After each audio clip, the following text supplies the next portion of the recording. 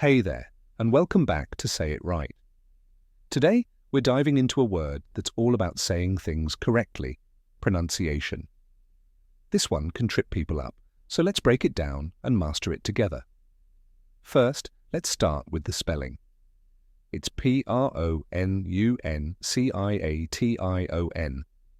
Notice that it's not spelled with pronounce in the middle, even though the two words are related. That's where the confusion starts. So how do you say it? The correct pronunciation is pronunciation. Let's break it down. First, pro, like in proactive, pro. Next, none, as in none, none.